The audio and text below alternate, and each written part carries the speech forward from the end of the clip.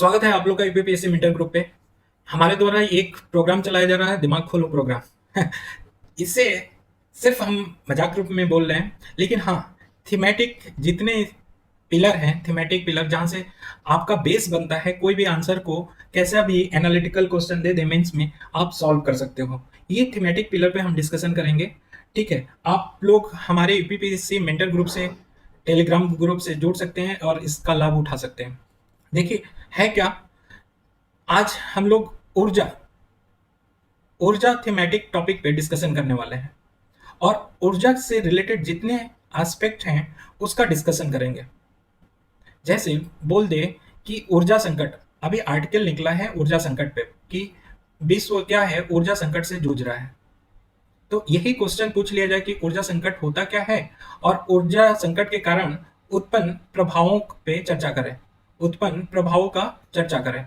ठीक है, तो उत्पन्न प्रभावों का चर्चा करना होगा। जहां भी प्रभाव आ जाएगा उसको हम दो पार्ट में बांटेंगे, एक तो पॉजिटिव प्रभाव दिखाएंगे और एक क्या करेंगे, निगेटिव प्रभाव दिखाएंगे। हमेशा ध्यान रखना, जहां भी प्रभाव पूछा जाए, इंपैक्ट पूछा जाए, तो ध्यान रखना अगर ये बन सकता है पॉजिटिव निगेटिव तो दोनों अलग करके लिखना है मेंस में। एक क्वेश्चन ये बन सकता है या सीधा सीधा एक क्वेश्चन बन सकता है कि ऊर्जा के महत्व के ऊपर चर्चा करिए, महत्व के ऊपर चर्चा करिए। ठीक है, कि इतना ऊर्जा महत्वपूर्ण है, या कोई ऐसा लाइन दे दिए कि कृषि के लिए ऊर्जा महत्वपूर्ण है, इसका व्याख्या कीजिए। या कोई भी पूछ ले कि आर्थिक और सामाजिक विकास के लिए ऊर्जा नितांत आवश्यक है, इस पे टिप्पणी कीजिए। समझ रहे हैं, ऐसे क्वेश्चन बन सकता है। कैसा भी क्वेश्चन आएगा आप टैकल कर सकते हैं मेंस में। तो मेरा थीमेटिक टॉपिक उठाने का मतलब ही है कि उस एस्पेक्ट से आप बहुत सारे क्वेश्चन को सॉल्व कर सकते हैं। अगर ये समझते हैं तो उसके अंदर तक आप हिला सकते हैं कि हाँ, ये चीज से ये परिवर्तन होगा, इससे ये होगा। मेरे कहने का मतलब समझ रहे हैं कि नहीं समझ रहे हैं? चलिए ऊर्जा पे डिस्कशन कर लेते हैं, फिर आपको समझ में आएगा। देखिए, ऊर्जा ऊर्जा का महत्व क्या है। तो अगर हम एक साइकिल चलाएं, ये साइकिल हमेशा याद रखना है कि जब भी तकनीकी क्रांति होता है तो तकनीकी क्रांति से क्या होता है, तकनीकी विकास होता है। क्या होता है, तकनीकी विकास होता है। और जब तकनीकी विकास होगा तो मशीन का भी विकास होगा, नए नए मशीन आएंगे, कल पुर्जे आएंगे। और जब नए मशीन आएंगे तो उससे क्या होगा, संसाधनों का उपयोग दक्षतापूर्ण होगा। संसाधनों का उपयोग कैसा होगा, दक्षतापूर्ण होगा। जब संसाधनों का उपयोग दक्षतापूर्ण करेंगे तो कृषि के उत्पादन में भी क्या हो जाएगा, वृद्धि हो जाएगा। और जब कृषि के उत्पादन में वृद्धि होगा तो उसी का उपयोग करके उद्योग में भी क्या होगा, वृद्धि होगा। वृद्धि होगा कि नहीं होगा? जब उद्योग में वृद्धि होगा तो आर्थिक और सामाजिक विकास होगा। आर्थिक और सामाजिक क्या होगा, विकास होगा। जब आर्थिक और सामाजिक विकास होगा तो लोगों के पास क्या आएगा, पैसा आएगा। लोगों के पास पैसा होगा। ठीक, और पैसा होगा तो जब पैसा होगा तो वो इन्वेस्ट किस पे करेंगे, फिर से तकनीकी क्रांति पे। तो ये साइकिल चलता रहेगा कि तकनीकी क्रांति आएगा तो तकनीकी क्रांति से तकनीकी का विकास होगा, तकनीकी विकास होगा तो मशीन डेवलप किया जाएगा तकनीक के द्वारा, जो टेक्निकल मशीन आती हैं वो सब आएगा। वो आएगा तो जो रिसोर्सेज होंगे उनका इफिशियंट रूप से हम क्या कर सकते हैं, उपयोग कर सकते हैं। कृषि के उत्पादन में वृद्धि होगा, उद्योग में वृद्धि होगा, फिर क्या होगा, उससे आर्थिक और सामाजिक विकास होगा। अब ये साइकिल समझ जाएं, कहीं भी ये साइकिल आप लगा दें। जैसे क्वेश्चन पूछ लिया जाए कि संसाधनों के उपयोग के लिए साइंस एंड टेक्नोलॉजी का बहुत महत्वपूर्ण रोल है। कह दें कि संसाधनों, जो रिसोर्सेज हैं भारत के पास या कहीं भी रिसोर्सेज हैं, उसके एफिशिएंट उपयोग करने के लिए साइंस एंड टेक्नोलॉजी का बहुत उपयोग है, इसका चर्चा करिए। तो एक स्टेप आ गया संसाधनों का उपयोग, यहाँ पे क्वेश्चन मिला।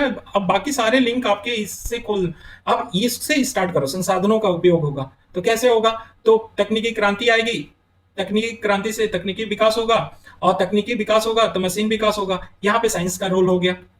और जब साइंस का रोल होगा तो संसाधनों का उपयोग होगा, तो कृषि उद्योग में वृद्धि होगी। साथ साथ में आउटकम क्या आएगा कि आर्थिक और सामाजिक विकास होगा देश का। ये सिर्फ दिमाग खोलने की बात है, ऐसा नहीं है रट के कभी पास नहीं किया जा सकता। मीन्स कितना रटोगे, कंप्यूटर हो, नहीं रट सकते। थीम को समझो, एक बार समझ गए तो कैसा भी क्वेश्चन घुमा के आए आप लिख सकते हो। बस सोचना है इसके ऊपर। पढ़ो कम, यही बोलते हैं ना लोग, पढ़ो कम लेकिन सोचो ज्यादा। 1 घंटा पढ़ो तो 2 घंटा सोचो। लेकिन आजकल उल्टा क्या है, 2 घंटा पढ़ते हैं, सोचते ही बिल्कुल नहीं है। तो कहने का मतलब समझ रहे हो मेरा। तो इन सभी स्टेज के लिए ऊर्जा की क्या है, आवश्यकता है। तकनीकी क्रांति चाहिए तो ऊर्जा चाहिए, और तकनीकी विकास है उसमें भी ऊर्जा की आवश्यकता है। मशीन की विकास करना है तब भी ऊर्जा की आवश्यकता है। संसाधनों का उपयोग करना है तब भी ऊर्जा लगेगा। कृषि का उत्पादन बढ़ाना है तब भी ऊर्जा चाहिए। उद्योग, फैक्ट्री वगैरह चलाना है तब भी ऊर्जा चाहिए। और सामाजिक और आर्थिक विकास होना है, करना है तब भी क्या चाहिए, एनर्जी। लोगों द्वारा क्या होगा, एनर्जी उपयोग किया जाएगा, जैसे टीवी, फ्रिज, कूलर, पंखा, ये सब के लिए क्या चाहिए, ऊर्जा चाहिए। तो ऊर्जा का ये महत्व है। अब आ जाए ऊर्जा संकट पे। ऊर्जा संकट उत्पन्न होगा तो इसके प्रभाव क्या पड़ेंगे, तो इसके निगेटिव प्रभाव भी पड़ेंगे, पॉजिटिव भी प्रभाव पड़ेगा। तो ऊर्जा संकट से क्या प्रभाव पड़ेगा, पहला निगेटिव, इनको सबको निगेटिव कर दो जितना, क्योंकि ये सब ऊर्जा द्वारा संचालित हो रहे हैं। तकनीकी क्रांति नहीं आ पाएगी, तकनीकी का विकास नहीं होगा, मशीन का विकास नहीं हो पाएगा, संसाधनों का उपयोग दक्षतापूर्ण नहीं कर सकते हैं, कृषि का उत्पादन कम हो जाएगा, उद्योग के जो उत्पादन है या उद्योग का विकास नहीं हो पाएगा, सामाजिक आर्थिक विकास नहीं हो पाएगा। तो हो गया ना ऊर्जा के प्रभाव के निगेटिव लिख दिए। पॉजिटिव प्रभाव क्या पड़ेगा, पॉजिटिव प्रभाव में देखो, जब पढ़े हो ना कि ऊर्जा आता कैसे है, तो इसको आगे डिस्कशन करते हैं। आगे जब बता देंगे कि ऊर्जा के स्रोत क्या है, वहां पे पॉजिटिव डिस्कशन कर लेंगे। तो चलिए ऊर्जा के स्रोत देखते हैं। हम लोग पढ़ते आए हैं ऊर्जा के स्रोत में दो स्रोत होते हैं, एक पारंपरिक ऊर्जा का स्रोत और एक होता है गैर पारंपरिक ऊर्जा के स्रोत। दो स्रोत होते हैं, पारंपरिक ऊर्जा के स्रोत और दूसरा गैर पारंपरिक ऊर्जा के स्रोत। ध्यान रखना कि रिन्यूएबल एनर्जी और नॉन रिन्यूएबल एनर्जी, अनवीकरणीय ऊर्जा और नवीकरणीय ऊर्जा में कंफ्यूज नहीं होना, ये पारंपरिक ऊर्जा के स्रोत और गैर पारंपरिक ऊर्जा के स्रोत से बिल्कुल नहीं, कंसेप्ट क्लियर करके चलना। और यहां से क्वेश्चन कैसे बन सकते हैं ये भी देख लेते हैं कि पारंपरिक ऊर्जा के स्रोतों के बारे में उल्लेख कीजिए और इससे उत्पन्न होने वाली समस्याओं का विवरण दीजिए। वैसे ही गैर पारंपरिक से हो सकता है कि गैर पारंपरिक ऊर्जा के स्रोतों के उल्लेख कीजिए, ठीक है, इससे उत्पन्न समस्याओं का विवरण दीजिए, या कोई एक उठा ले, इसमें से क्वेश्चन बन सकता है और बनता है। आप पारंपरिक ऊर्जा के स्रोत और गैर पारंपरिक ऊर्जा के स्रोत पे देख लेना, पूछा गया है मेंस में। तो कैसे, देखो, पहला हम पकड़ते हैं पारंपरिक ऊर्जा, और पारंपरिक ऊर्जा को ही हम क्या बोलते हैं, नॉन रिन्यूएबल एनर्जी बोलते हैं। ठीक है, नॉन रिन्यूएबल एनर्जी या अनवीकरणीय ऊर्जा बोलते हैं। इसमें क्या होता है, जलावन की लकड़ी आती है, लकड़ी के कोयला आ जाता है, लकड़ी से जो कोयला बनते हैं, ठीक। और इसी में देखें तो जीवाश्म ईंधन या फ्यूल, फॉसिल फ्यूल भी आते हैं। जीवाश्म ईंधन में कौन कौन आते हैं, तो कोयला आता है, खनिज तेल आता है और प्राकृतिक गैस आते हैं। ये सब फॉसिल फ्यूल हैं, कौन कौन, कोयला, खनिज तेल और प्राकृतिक गैस। ठीक, ये नॉन रिन्यूएबल एनर्जी बोले जाते हैं। ठीक, तो इसके बारे में आपको उल्लेख करना है, तो इनका नाम गिना देना है, 1 2 3 4 ऐसे। ठीक, और उसके इंपैक्ट क्या पड़ेगा या समस्या क्या होगा, उसको अलग डिस्कशन करेंगे। तो ये हो गया। दूसरी बात है, कौन ऐसा है जो पारंपरिक ऊर्जा और गैर पारंपरिक ऊर्जा स्रोतों में दोनों में आता है, तो जल विद्युत को ध्यान रखना, ये पारंपरिक ऊर्जा और गैर पारंपरिक ऊर्जा के स्रोत में आता है। लेकिन गैर पारंपरिक ऊर्जा के स्रोत को हम रिन्यूएबल एनर्जी नहीं बोल सकते कंप्लीट। क्यों, क्योंकि रिन्यूएबल एनर्जी में और वैकल्पिक ऊर्जा भी आ जाते हैं, वैकल्पिक ऊर्जा, वो देखेंगे कि क्या होते हैं वैकल्पिक ऊर्जा। तो रिन्यूएबल एनर्जी में, आरई में, रिन्यूएबल एनर्जी में कौन कौन आता है, जल विद्युत आता है, सौर ऊर्जा आता है, पवन ऊर्जा होता है, सागरीय ऊर्जा जिसे ओटेक बोलते हो, ठीक है, और भूतापीय ऊर्जा आता है। ये कैसे हैं, रिन्यूएबल एनर्जी है। ठीक, ये गैर पारंपरिक ऊर्जा के स्रोत हैं। अगर वहीं देखें वैकल्पिक ऊर्जा के स्रोत कौन कौन है, तो वैकल्पिक ऊर्जा स्रोत में देखो तो जैव ईंधन है। जैव ईंधन में मतलब कि किसी से, जैसे मक्का हो गया, या बायोडीजल जो बनाया जाता है, ये बायोडीजल कैसे बनाया जाता है, किसी प्लांट के प्रोडक्ट से बनाया जाता है, तो वो जैव ईंधन हो जाते हैं। बायोमास होता है क्या, जैसे कि गन्ना है, गन्ना के पेराई के बाद खोई जो बचता है, गन्ना के पेराई के बाद जो खोई बचता है उसको जलाया जाता है, तो उसको बायोमास बोला जाता है। सेल होता है, सेल गैस निकाला जाता है, ठीक है। न्यूक्लियर एनर्जी है, ये कैसे हैं, वैकल्पिक ऊर्जा है। कौन कौन? जैव ईंधन, बायोमास, सेल और न्यूक्लियर एनर्जी कैसे हैं? वैकल्पिक ऊर्जा है। अब आ जाते हैं कि ऊपर क्वेश्चन हमने छोड़ा था कि पॉजिटिव या नेगेटिव, जो उसमें पॉजिटिव प्रभाव के ऊपर, ये क्या पॉजिटिव प्रभाव पड़ेगा अगर ऊर्जा संकट आ गया?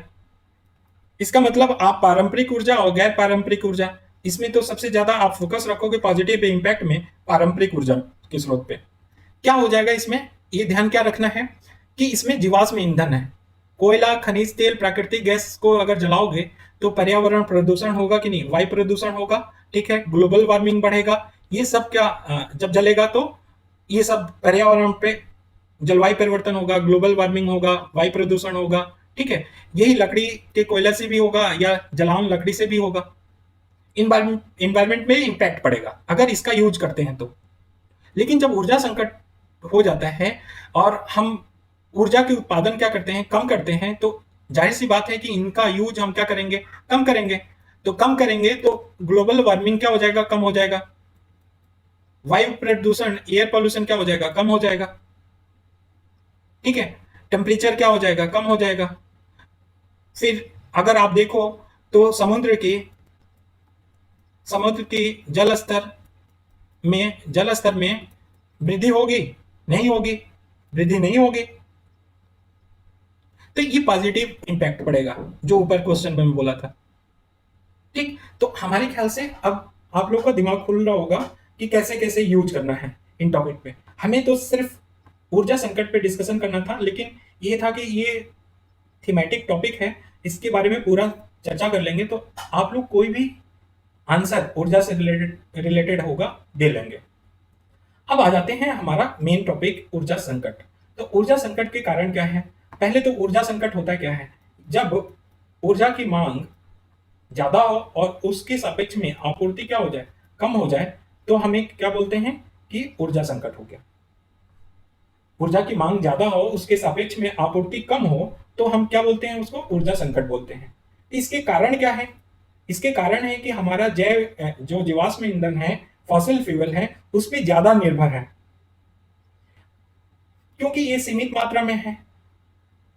सीमित मात्रा पे में है, हम उतना उत्खनन नहीं कर पा रहे हैं जितनी मांग है जीवाश्म ईंधन का, खनन नहीं कर पा रहे हैं। तो हमारा जीवाश्म ईंधन या पारंपरिक अनवीकरणीय ऊर्जा के स्रोतों पर निर्भरता ही हमारा क्या कर रहा है? ऊर्जा संकट का कारण बन रहा है। जो हमारा अनवीकरणीय ऊर्जा का स्रोत है वो उसका सीमित भंडार है, ठीक है। सीमित भंडार होने के साथ साथ वितरण में भी देखें स्थानिक भिन्नता है। वितरण में भी स्थानिक भिन्नता है। अगर हम बात करें इंडिया की ही, तो गुजरात और राजस्थान में यहाँ पे क्या होता है? ऑयल एंड गैस का प्रोडक्शन होता है। यहाँ पे अगर आ जाओ तो बॉम्बे ऑफशोर पे होता है, ठीक। तो यहाँ पे तो होता है, यहाँ पे हमारा क्या है? मिलता है। लेकिन वहीं एमपी में देख लो, छत्तीसगढ़ में देख लो, तो क्या ये मिलता है? नहीं मिलता है। ऑयल एंड गैस की बात कर रहा हूं, कोयला की नहीं। कोयला तो मिलता है, ठीक। तो इसके वितरण में भी स्थानिक भिन्नता है। अब स्थानिक भिन्नता होने के कारण वितरण में क्या दिक्कतें पैदा करेगी? अब इसको सोचो। जहां पे जीवाश्म ईंधन नहीं है वहां पे भंडारण किया जाएगा कहीं से लाके, और भंडारण करने के बाद उसको भेजा कहाँ जाएगा? शोधन केंद्र में भेजा जाएगा, उसका शोधन किया जाएगा, और फिर शोधन करने के बाद वो उसका उपयोग किया जाएगा। किया जाएगा कि नहीं किया जाएगा? भाई जहां पे स्थानीय भिन्नता है वहां पे नहीं मिलता है तो उसका भंडारण किया जाएगा, और फिर शोधन केंद्र ले जाएगा, शोधन केंद्र ले जाके फिर जहां उपयोग उसका किया जाता है उन क्षेत्रों में वितरण किया जाएगा। तो इन सब के लिए हमें परिवहन लागत में क्या हो जाएगा? वृद्धि हो जाएगा कि नहीं? परिवहन इनके लिए, भंडारण के लिए, चाहे शोधन केंद्र पे ले जाने के लिए या उपयोग क्षेत्र तक ले जाने के लिए हमारे पास साधन क्या है? परिवहन है।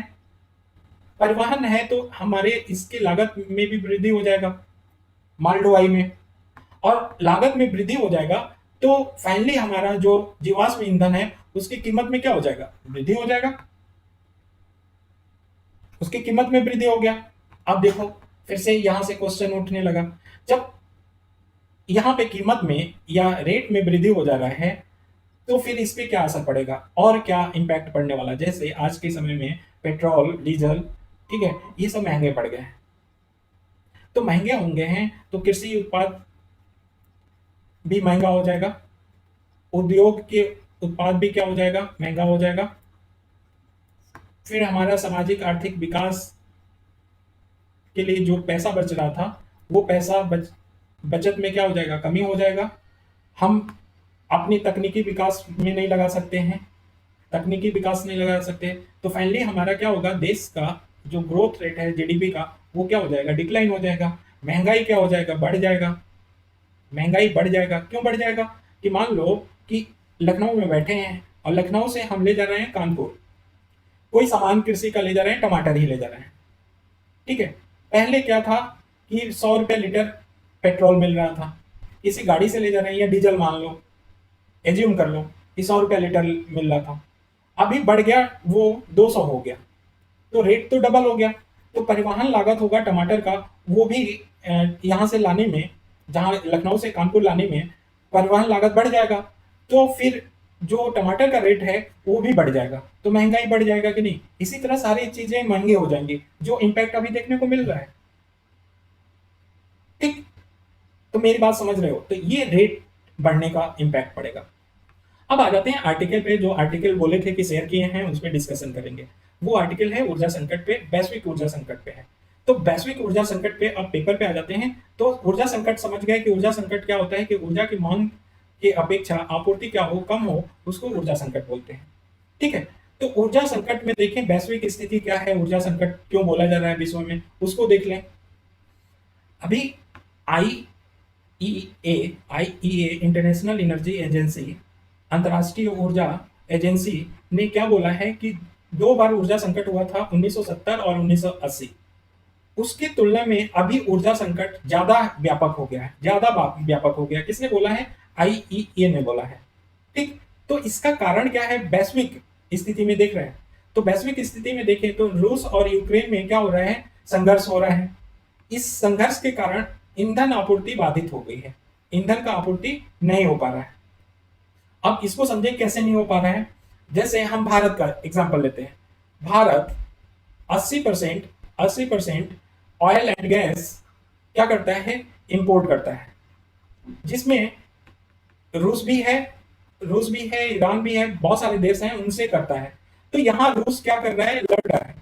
अब ये क्षेत्र अशांत होने के कारण हम रूस से जो ऑयल इंपोर्ट करते थे वो तो हो नहीं पा रहा है, तो रूस को छोड़ दिए हैं, हम कहीं और से ऑयल इंपोर्ट हो रहा है, तो हमारी जो आवश्यकता है जितना फ्यूल का, उतना पूर्ति नहीं हो पा रहा है, तो हम ऊर्जा संकट से जूझ रहे हैं। तो रूस और यूक्रेन के संघर्ष ने भी ईंधन ऊर्जा आपूर्ति पे, ईंधन आपूर्ति क्या किया है, बाधित किया है। दूसरी तरफ देखो, अमेरिका, यूरोप, एशिया में भी ईंधन की कमी हो गई है, जितने भी फॉसिल फ्यूल हैं उनकी कमी हो गई है, मांग के अनुसार वो लोग आपूर्ति नहीं कर पा रहे हैं। तीसरा कारण ये है कि सामरिक गुटबंदी हो गया है। सामरिक गुटबंदी कैसे, नाटो, नाटो और सीटो, ये अमेरिका वाला ग्रुप है, ये रसिया वाला ग्रुप है। तो अमेरिका वाले ग्रुप ने के कारण, सामरिक गुटबंदी के कारण कई देश और जो संघ हैं वो रूसी तेल के आयात पे क्या कर दिए हैं, प्रतिबंध लगा दिए हैं कि भैया रूस से आप क्या करोगे, ऑयल एंड गैस इंपोर्ट नहीं करोगे। जब इंपोर्ट नहीं करेगा और उसी पे उसका ऊर्जा निर्भर था, तो ऊर्जा संकट आना ही है। समझ रहे हो मेरी बात को। वैसे ही देखें तो एक और कारण है, यूक्रेन से, ये यूक्रेन है और इधर यूरोप है, तो रसिया से यूक्रेन होते हुए क्या जा रहा था, यूरोप में गैस पाइपलाइन जा रहा था, और ये गैस पाइपलाइन अपने क्षेत्र में जो यूक्रेन में जा रहा था, उसको अपनी जमीन से जो गुजर रहा था, वो पाइपलाइन क्या कर दी, बंद कर दी। तो यहाँ पे गैस की आपूर्ति भी यूरोप में नहीं हो पा रही है, जिसके कारण यूरोप में भी ऊर्जा संकट हो गया, ठीक। तो वैश्विक स्थिति में देख रहे हैं तो चारों तरफ से इस समय ऊर्जा संकट है। दूसरा इम्पैक्ट क्या है कि जनसंख्या, पॉपुलेशन बढ़ रहा है और हमारा ऊर्जा के भी मांग बढ़ रहा है, ठीक है। तो इसके मांग के कारण, ज्यादा वृद्धि होने के कारण और ऊर्जा संकट बढ़ रहा है। अमेरिका की तो हालत और खराब हो गई है। क्या, अमेरिका में इस समय महंगाई, चार, अगर 40 साल में देखें तो सबसे ज्यादा इसमें महंगाई है। और महंगाई का कारण भी जान सकते हो, जो हमने बताया था कि रेट अगर ज्यादा है, महंगाई ज्यादा है, इसका मतलब परिवहन लागत ज्यादा होगा, ऑयल एंड गैस की आपूर्ति नहीं हो पा रहा है इसी के कारण। ठीक, श्रीलंका की हालत खस्ता है ही है, नेपाल का ही है, पाकिस्तान का भी वैसे ही है। इन सब में आर्थिक संकट से जूझ रहे हैं ये लोग। जब आर्थिक संकट से जूझ रहे हैं तो ये भुगतान नहीं कर पा रहे हैं ऑयल और गैस का, और भुगतान न किए किए जाने के कारण अभी हाल ही का ये एग्जाम्पल है कि पाक में क्या किया, पाक ने, पाकिस्तान ने भुगतान नहीं किया, जिसके कारण चीन ने अपनी 24 बिजली कंपनियों को कारोबार कहाँ, पाकिस्तान में बंद कर दिया। तो जो 24 बिजली कंपनियां उत्पादन दे रही थी, बिजली उत्पन्न कर रही थी और पाकिस्तान को दे रही थी, तो वो पाकिस्तान क्या हो गया, ऊर्जा संकट में हो गया। तो कमोबेश ये पूरे विश्व को ऊर्जा विश्व पूरा विश्व ऊर्जा संकट से जूझ रहा है। ठीक, अब भारत की स्थिति देखें। अभी तक तो वैश्विक स्थिति देखें, अब भारत की स्थिति देखते हैं। भारत क्या करता है, 59% जो अभी सर्वे आया है, 59% कोयला से कोयला से अपना एनर्जी क्या करता है, उत्पादन करता है। कोयला से 59% एनर्जी किससे करता है, कोयला से करता है। तो ऊर्जा की मांग और आपूर्ति के लिए 80% जो तेल होता है और गैस होता है उसका आयात करता है, इंपोर्ट करता है 80%। और ये बाधित हो गया है वर्तमान समय में, जितना मांग है उसकी आपूर्ति नहीं कर पा रहा है। तो भारत भी ऊर्जा संकट से जूझ रहा है। ये बता ही चुके हैं कि 80% तेल और गैस ईरान, रूस आदि गैस देशों से होने वाला आयात से पूरा किया जाता है, इंपोर्ट से पूरा किया जाता है। तो ये बाधित हो जाएगा तो ऊर्जा हम उत्पादन नहीं कर पाएंगे। दूसरा इम्पैक्ट क्या है कि अमेरिकी डॉलर, जो अमेरिकी डॉलर के मुकाबले रुपया क्या हो रहा है, गिर रहा है। अगर रुपया गिर रहा है तो रुपया की वैल्यू कम हो रहा है, तो जो भी हम इंपोर्ट कर रहे हैं, इंपोर्ट कर रहे हैं सामान, वो हमें क्या पड़ रहा है, महंगा पड़ रहा है। इंपोर्ट कर रहे हैं तो वो हमें क्या पड़ रहा है, महंगा पड़ रहा है। ठीक, तो वो महंगा पड़ने के कारण यहाँ पे बायोडीजल, जो डीजल है या पेट्रोल है, उसके भी रेट में क्या महंगाई देखने को मिल रहा है। और उसका इम्पैक्ट हमें कृषि उत्पाद या जो भी उत्पादन है या उपभोग वाली वस्तुएं हैं वो महंगी मिल रही हैं। तो एक कारण ये भी है भारत की स्थिति। तेल की कीमतें अगर वृद्धि हो रही है तो महंगाई बढ़ने के कारण है। कोयले की खपत में क्या हो गया है, मांग को पूर्ति करने के लिए कोयले की खपत में हमने वृद्धि कर दिया है। और हालत ये आ गई कि जो औसत भंडार होता है वो 9 साल के औसत भंडार देखा जाए उसमें सबसे कम इस समय, वर्तमान समय में कोयले के भंडार है, खपत इतना ज्यादा हो रहा है। तो कोयला का दाम भी बढ़ने लगा है। तो भारत ने क्या किया कि मांग के कारण, जो ऊर्जा की मांग के कारण कोयला के आयात में क्या कर रहा है, वृद्धि कर दिया है। कोयला के आयात में उसने वृद्धि कर दिया है। अब विदेशों से क्या कर रहा है, इंपोर्ट कर रहा है। तो हमारा जो जमा पूंजी है वो इंपोर्ट में लग जा रहा है, और इंपोर्ट में लग जा रहा है तो हमारा क्या हो जाएगा, जीडीपी जो ग्रोथ रेट है वो डिक्लाइन कर जाएगा। दूसरी बात है कि जितनी हरित ऊर्जा को बढ़ावा देने वाली योजनाएं हैं, ग्रीन एनर्जी को बढ़ावा देने वाली, उनकी रफ्तार भी धीमी पड़ गई है। क्यों? क्योंकि फोकस नहीं कर पा रहा है। एक तो मांग ज्यादा है, तो अभी तत्काल मांग पूरा करने के लिए कोयले के इंपोर्ट पे ध्यान दिया जा रहा है। दूसरी बात है, अगर पैसा ज्यादा खर्च हो जाएगा तो हमारे पास पैसा कहाँ रहेगा कि और योजनाओं में लगाएं, तो इसकी धीमी हो गई रफ्तार। तो ओवरऑल ऊर्जा संकट के कारण भारत पे क्या क्या संकट पड़ सकता है, क्या क्या समस्याएं उत्पन्न हो रही है, उसको डिस्कशन किया। तो भारत क्या क्या कर रहा है इसको आउटकम करने के लिए। अभी क्या किया भारत ने कि आपातकाल मानते हुए जितनी सवारी गाड़ी थी, जो पैसेंजर गाड़ी थी, जो ट्रेन थी, उनको रोक दिया, और मालगाड़ी के आवागमन में क्या कर दिया, वृद्धि कर दिया कि कोयला सब जगह पहुंचे। दूसरा क्या किया कि 100 कोयला खदानों को खोला, 100 कोयला खदानों को, नए नए नए कोयला खदानों को खोलने की अनुमति दे दी कि वहां से क्या किया जाए, उत्खनन किया जाए कोयला का, और उस जितना मांग है उसकी आपूर्ति किया जाए। तो ये कुछ भारत सरकार द्वारा ऊर्जा संकट से जूझने के लिए कुछ स्टेप लिए गए। आई थिंक ओवरऑल समझ में आया होगा। तो आज के लिए बस इतना ही रखते हैं। नेक्स्ट लेक्चर में कोई और थीमेटिक टॉपिक लेके आएंगे, और ऐसे ही आप लोग इसका नोट्स बना के रख लीजिएगा अपने पास प्रॉपर। इसको यूज करने के जितनी बार पढ़ेंगे आपको याद रहेगा। साइकिल जैसे बताया था, साइकिल याद रहना ही चाहिए। अगर साइकिल याद रहेगा तो कोई भी क्वेश्चन को टेकल कर सकते हैं। तो नेक्स्ट थीमेटिक टॉपिक को लेके मिलते हैं। Thank you so much.